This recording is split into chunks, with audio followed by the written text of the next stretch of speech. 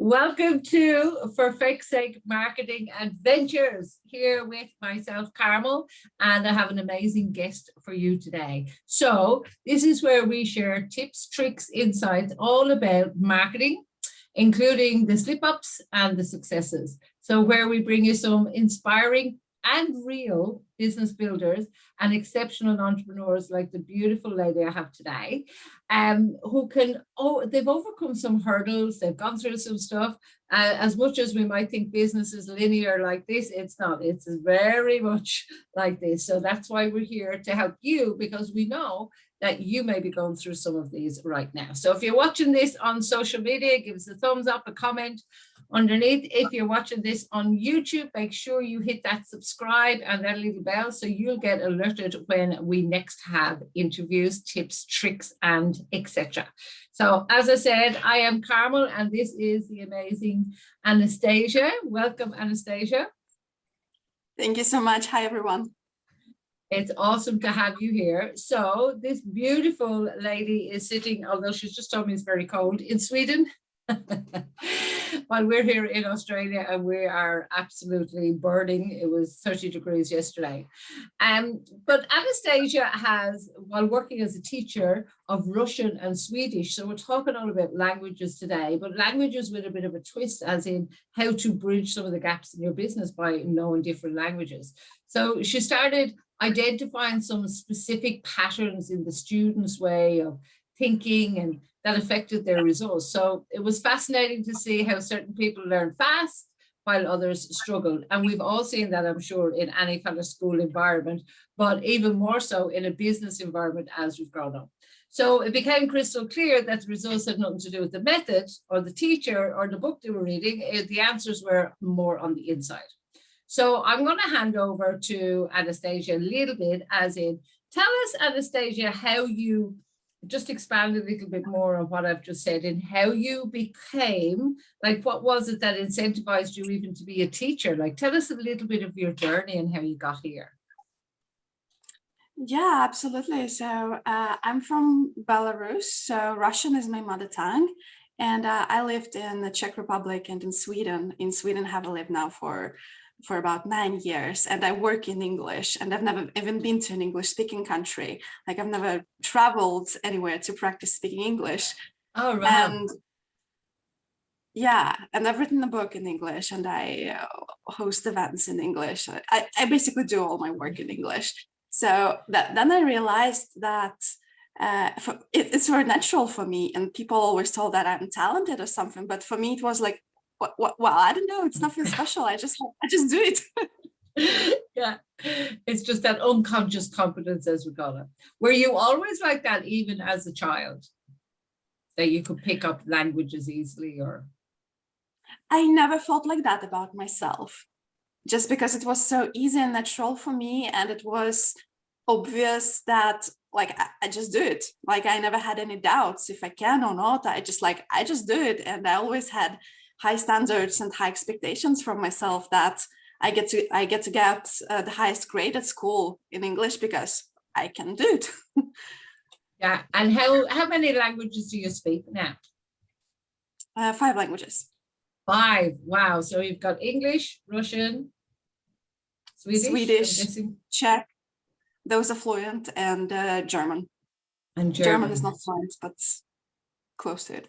Enough to get by. And I'd say with your high standards, possibly it will be fluent to some people, whereas your standards maybe are a little bit too high. Yeah, exactly. It depends on your goals and what fluency means for you. Because for somebody, fluency is being able to say, "Hi, how you doing? I would like to order something." Yeah, coffee. Yeah. That's okay. Well, thank you so much for coming on today, because I know that you have some amazing stuff to share. Because, as I said earlier, like, we do as business owners think that everything is, kind of straightforward and linear. So can you tell us a little bit about when you did discover that, hang on a minute, it's not about the book or the teacher or whatever. So what is it that you've started to do differently, and how specifically does it hook into business? Yeah, so first of all, I started coaching my students more on mindset and appointing certain things that they say about themselves that is stopping them, basically. Right. Things like, I don't know if I can ever become good at this, or I don't know if, like, I'm not a grammar person, or I hate grammar, like things like that. And then I got an idea for a book. So I've written a book about this. I know, and we will make sure at the end of the show that we put the link for your book underneath in the comments too. So well done on that. So give us a little bit of an insight into, for you to build this as a business now, what were some of the challenges for that? How to sell it, how to market it, and how to sell it and market it, so people first of all understand what is it that I'm offering, and also that people feel like, okay, this is what I want, and there is a real value here, and I want this. Yeah. And what's the biggest factor, would you say, thus far? Obviously there's still a lot more to go, but what has been the biggest factor that has helped your success so far in actually being able to speak different languages? So you can go across so many different countries, although you actually teach it in English. But what has been some of the biggest successes in order for you to get those people into your virtual room, if you like? Going for it, even though I wasn't sure of what I was doing, not having everything figured out, just start and go. And it was not comfortable at all, but I knew that I just got to be going somehow, otherwise I'll not go anywhere. So. Yeah. And you did mention about, people thinking that they can't do it. And I think that goes not just for languages, it goes across a lot of areas of business. Again, the illusion is, oh, that person is so successful, they can do whatever. But the truth is quite often that we all have a lot of those kind of limiting beliefs in our heads. So when you say pointing them out is one thing, and it's quite easily done by somebody external, because we can't read the label from inside the bottle. But when you point them out, how does somebody change that belief? Yeah, so I help to use the power of words to rephrase that limiting belief. For example, one of my favorites, I hate grammar, can be changed to grammar gives me power and confidence to express myself. Right. This is much more powerful. And if we're talking about business, let's say I want to start business in another country, but I have to be fluent in the local language, or I have to travel there a lot, or I have to whatever. So you just take this and rephrase it so it becomes an empowering statement instead. So you take your limitations and make them into driving force, basically. Right.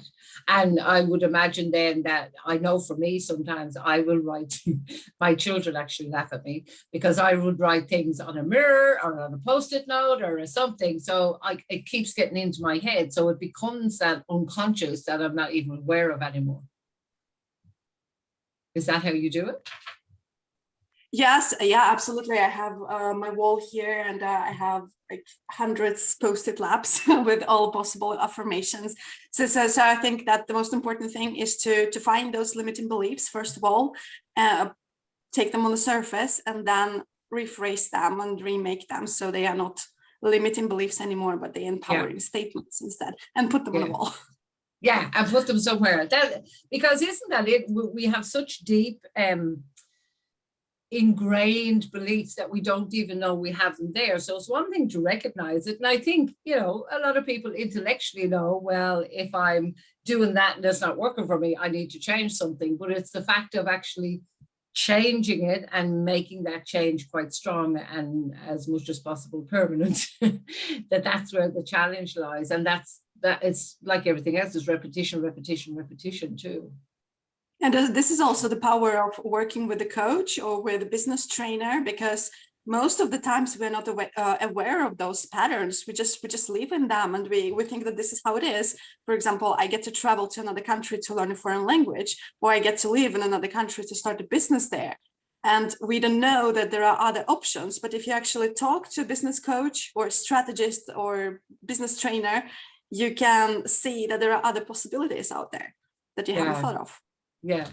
And we did say about how to get fluent in any language, you know, and bridge the gaps in your business. So for somebody that would be watching this, share with us some of your tips on how to learn and become fluent, whatever measurement they use for that, in another language. Like where do you start? Like if I decided right now I wanted to speak Russian, where would I start? First of all, learning a foreign language is a quite energy consuming process. So you don't want to just, I'll just do this and Yeah. go for it, because you will not follow through. Yeah. First of all, you have to understand why you do that, and also go very deep, like what will be possible for you when you are fluent in Russian. What big projects will you be able to create, and who will you be able to cooperate with, and will you be able to start, I don't know, local organization that supports environmental questions or something like this. Just go really, really deep, like what will you be able to do with this tool, because otherwise you will not gonna do it. Right. So in other words, almost develop your why.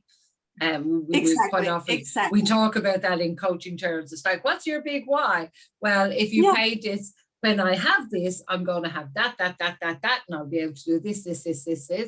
And okay, so that's the first foundation. And also go really deep, not just, oh, I will be able to go to this country, but go really, really deep. What will you be able to experience? Joy, connection, adventure, like making money. And what does making money do for you? How it makes you feel when you make a lot of money, when you have business in that country? What ways of, like, what do you experience? What do you feel? Is it expansion? Is it contribution? Is it freedom? So go really deep.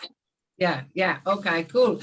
And the benefit of, for you, for example, because obviously you can do it, to be able to speak different languages from a business perspective, how has that broadened your reach, if you like? For me, and this is also a part of my vision, is unity on our planet, where I see the whole planet Earth as my home, and I see possibilities everywhere. And if I meet, I have friends and business partners in many different countries, and it never stops me to start a project together if somebody lives in a different country. And this is a power of it, because it brings so much more opportunities. And there is beauty in cooperating with somebody who lives in different countries, because you can exchange experiences and common practices and how things work, both in marketing and in everyday life. So it enriches both your personal experience and the business experience. Yeah, awesome. Now, you did mention to me when we had a chat before the call as well, that you have also held or hosted some summits. Tell us a little bit more about that. Like, were they international? Were they national? Oh yeah, they were international. I had speakers from all over the world. So I had one summit about how to make friends and business partnerships worldwide, what you can do here and now to start cooperating with almost anybody worldwide. Yeah. And another summit was for women who want to travel. And the goal was to empower women and inspire women to travel more and really feel safe and confident and know how to do that and have those feelings of safety coming from the inside rather than being fearful of external circumstances. Yeah. Oh, awesome. That's probably changed a little bit right now. I'm sure the travel one.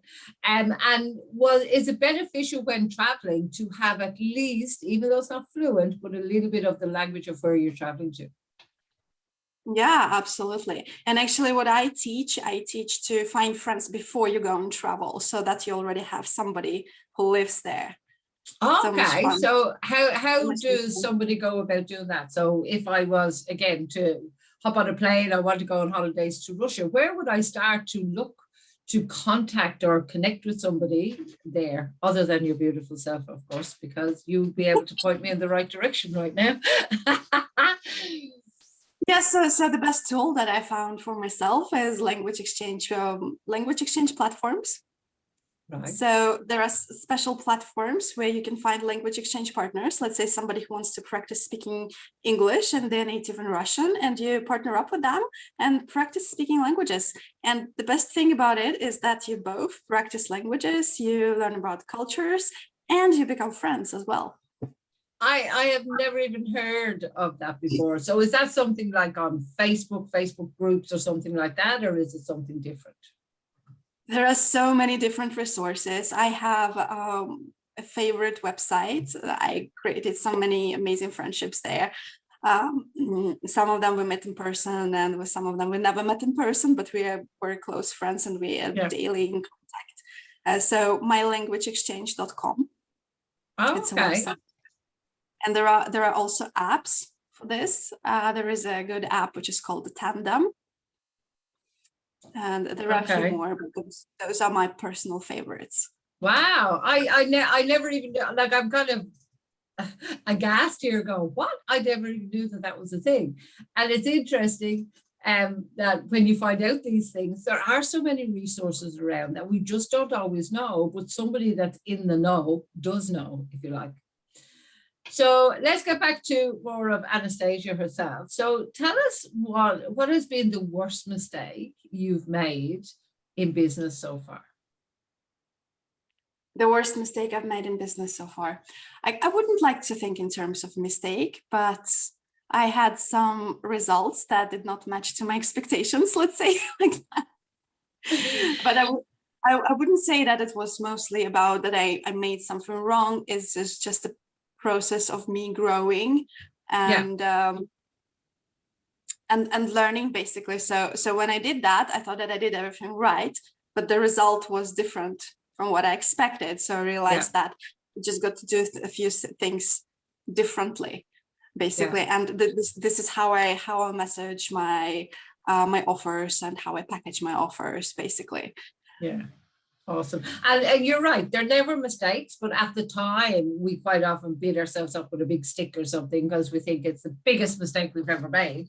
One of my biggest mistakes in hindsight will be that I didn't ask for help. Like, I just didn't. I thought I had to do it all on my own. And I have been this close to burnout so many times, it hasn't been funny. What was one of the hardest decisions you've ever had to make in business? Quit my job. Quit your job. Love it. And focus on my business. Yeah, and that can be scary when everyone around you is saying, why don't you just stay there? What are you doing? Are you crazy? You've got a good job. Yeah. And how did you decide to do that? I don't know if that's the right way of the question. So what was it in you? Was it a gut feeling? Was it something telling you? What was it in you that made you know that it was right then and it hadn't been right before that? I just felt it so strong in my body. I knew I couldn't stay any longer at my day job.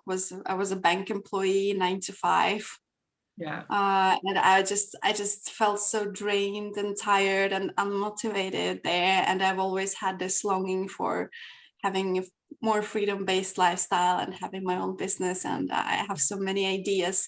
So at some point it just became obvious, and I just couldn't stay there any longer. It was just it was screaming really loud. You couldn't miss it. It's actually like that. It's like being in a cage going, no, I can't do this anymore. But it is still a scary thought to do it. And people have an illusion that you go out and you start your own business and everything is glorious. And oh my God, the truth is so far from that, but it is worth it too, because we're here to enjoy our life, to explore, to find new ways. And, you know, so what if we have a hiccup every now and again? So with that, of course, you would have had to change your routines and your habits, because again, as you said, 9 to 5, you get up at this time, you do this, you do that, blah, blah, blah, and everything's mapped out. So tell us, what are some of your success habits now as owning your own business, being the master of your own time, as it were? What success habits have you put in place now that sustain you? Yes, so now I have a little bit more flow, and I don't have to fight for everything. And I have people coming to me and inviting me on podcasts and different events. And I became a published author. I published my first article just 2 weeks ago. So things like that just coming to me more easily because I've been putting myself out there consistently, Mhm. and now I don't have to struggle in the same way, but now I've built up more momentum, so the resources are flowing to me easily, and I'm more open to Yeah. seeing and receiving them. Awesome. So do you have, like, for example, I have a morning routine, I have a later routine. Now, I don't always stick to them, but I found when I left work that I actually had to work harder at putting in some kind of routines and success habits, because otherwise it's like, oh, well, I'll just do it later. I'll just do something, So have you put in routines? For example, are you an early morning person? Do you get up and exercise? Or do you find that you meditate? What are they for you? Because lots of people get curious about how do they make it work? What is that for you? Yeah, so for me, I'm not a super early person, but I get up normally around 8 to 9 o'clock, and I spend my morning just to enjoy myself, go for a walk, go exercise or work out, prepare for whatever I need to plan for. I like for walks in the forest, listening to music or a podcast or an audiobook, because I know that things like that, they are helping me to get inspiration. Right. And then closer to the evening, when I sit down and work, then the ideas are flowing, because I've prepared myself during the first part of the day, and I took care of myself. Right. Awesome. So this is the thing. And some people think, I've heard people in business going, oh my God, I have to get this done in the morning. I have to get that done then. It's like, no, now you can choose when you do it. And sometimes, I know I've had some summits and different things in the US. So I've been up on a summit at 1 o'clock in the morning, our time. But that's okay, because people say you're crazy. It's like, no, I'm in bed at such a time when you're up and have to go to your job. So, you can juggle it and build in that flexibility. So now that you're, how do you market your book, for example? How do you market your book, and or how do you market the processes or services that you offer? Like, what tools do you use to market them? Doing summits, email list that I've built, being present on social media, and being actively engaging in public speaking. Yeah. And we have to be out there. This is the thing. Some people are so scared of being out there. They don't want to, put their face to camera, for example. They don't want to do stuff like this, or they certainly don't want to do a live or anything like that. Now, one of the things that I talk about quite often is video. How do you feel video is in building business now as we're moving forward? How important is it? It is crucial, especially if we're like most of us who work online, build international businesses. So maybe if it's only in English, but still there are at least 3 continents where you can speak in English, right? So yes. You can't always, it's not that easy to be physically present, and now with all the technology, it's so easy to participate in live events online. So why not use this opportunity? And I've just graduated from a leadership training in September, and it was over 4 months, and it was online, and I'm so grateful for this opportunity, because otherwise I would have to fly to United States, and I wouldn't be able to do that. So the video is crucial. This is new. And even using video as a mode of promoting your business. Are you using video yourself in promoting your business? Yeah, absolutely. This is a way to show that I'm a real person, to show my personality, to show my energy, being authentic, and just say like, hey, this is what I think, and if you like my ideas, come and join me. Basically. Yeah, it does. It's very useful in building that know, like, and trustability. And I get it. For those of you watching, sometimes people don't want to put their face to camera. Believe it or not, I was that person. My mother didn't know how I would survive getting married, because I was always hiding behind anyone that had a camera. I was never in front of it. And here I am, go look at Monday's bloody live I did, and there was pouring with rain and my hair was sticking out and everything like that. So, because I think when it becomes more important, the people that you have to help, silly things like I want to do a walk and talk and it's pouring with rain, so I'll do a walk in the shed, I'll do a talk in the shed, because something that I had to share was important for that person to hear it on that day. So I think that you're right, it builds that know, like, and trustability when they can see it. They can see a real person, they could see me, for example. I was pouring with rain, I was wet, and it was like, shit happens, it absolutely happens. So why are we pretending? And I think sometimes that on social media and things like that, and tell me if you find this true, that people think that everyone's perfect because they see the picture, the perfect picture online. Now, see, I'm falling over my words. I'm not going to edit this out though, because that's real. So quite often people will try and polish everything up. And the truth is, behind the scenes, they're not that person. They're not that perfect. They do stuff up. And they're not allowing other people to see it's okay to stuff up. Yeah. Yeah. So that's why I was fascinated with the idea of languages. It's like, how powerful is it? Because the world has suddenly become so small. And the only limitation now is not physically being there. It may be just communicating in that language. And I love the idea of getting onto that My Language Exchange, was it .com.au or something like that? Yeah, and actually start, and actually talking to somebody from a different country, both practicing the language to get better and more fluent at it. What an opening to actually then connect into people in that language in that country that you never would have accessed before that. Like, it's, when you think about it, learning a few languages could open up the rest of the world that you can't reach right now, because everything's on. And this is such a beautiful tool, because it helped me to build very beautiful relationships. Like, I have one of my closest girlfriends now, she's from Germany, and we are in contact regularly, and we are just resonating so well with each other, and we understand each other. We never met in person. Yeah, it's amazing. And I get that. Until couple of about 2 months ago, but it was only here in Perth, this person I had never met face to face. I had had a call like this once with her, but I had talked to her, I had followed her, I had seen what she did, I loved her stuff. I've actually since interviewed her, she's on my channel as well, and that was Sarah Cordner. So I've known her for about 7 years, but I had never met her in person.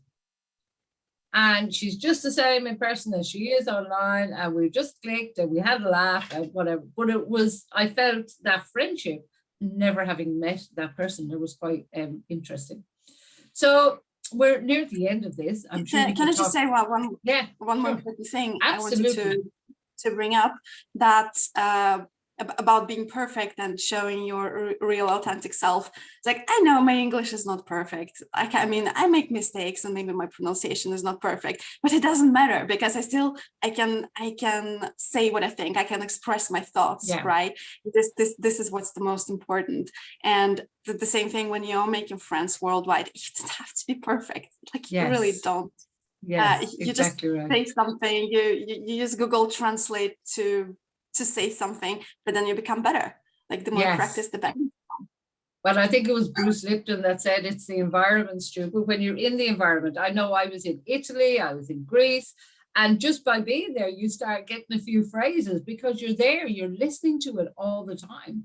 So I think that that's the same thing. It doesn't have to be perfect, but the object of communication, effective communication. I used to teach a lot about effective communication. It's like, well, what is it? The object of the exercise is that when I communicate, that the other person gets to hear or understand what I'm saying. So it doesn't matter if it's broken English, it doesn't matter if it's quite wrong, as long as the communication has gone there and they've got it, then the exchange has happened, hasn't it? Yeah, and just as when you start a business or when you start learning a foreign language, you get to start somewhere, right? You can't be successful or perfect right from the beginning. You get to start somewhere. So this is just the same thing. Go out there, make mistakes, be messy. Be messy. And I think you got it right in the very beginning. It's like, know why you want to do it. Is it to grow your business? So say, for example, you want to reach into Japan or something. Well, go learn Japanese, but go to some of these places, It's probably the most difficult language I hear. But go to some of these places to get somebody else like a buddy and buddy up and start learning it and start building that skill. As you say, it doesn't have to be perfect. I'm from Ireland originally. I could speak a smattering of Gaelic, but I could speak enough of it to actually like broken English to kind of get by if I really, really needed to. But if I'm in the environment, it suddenly comes back out again. So it's quite fun. Awesome. So there's a couple more questions I want to ask you before we finish off. Yep. And number one is, if people want to contact you, what's the best way for them to contact you? Yeah, on my website, anastasialind.com, or on Facebook. On Facebook, cool. And the last question I want to ask you is one that I always ask my guests, because I'm just a curious cat and I'm always interested in their answer. And that is, if you weren't doing what you're doing right now, what would you be doing instead? I would be teaching how to make a homemade chocolate, raw vegan, without sugar. Raw vegan. Now I'm curious. I make a lot of my own homemade chocolate, but it is raw, but it's not vegan. So you would use dates instead of honey, I'm guessing. Yeah. Instead of honey, coconut sugar. Yeah, I was going to say you use dates to sweeten it, or coconut sugar. Okay, cool. I use honey. Or xylitol. All right. Xylitol. Yes. Yeah, something like begins with an X. I know the one you mean. Yeah, but sugar. Yeah, I find that has a weird aftertaste though. So we have our own. It's like minty aftertaste. Yes. Right. Okay. Cool. Awesome. So she's going to be making raw chocolate, and I was nearly going to start as if we were just having a conversation, and I forgot we're recording and we're live. So I better stop. Anastasia, thank you so much for joining us today. It's been awesome to chat with you, and I'm sure if you want to reach out to Anastasia, you can. I'll make sure the link for her book is in all the comments as well. So make sure AnastasiaLind.com is her website, or you can find her on Facebook. Look for me and look for my friends, and you'll see that she's there, because we're friends, remember? So for now, guys, and from For Feck's Sake Marketing Adventures, it's bye from me.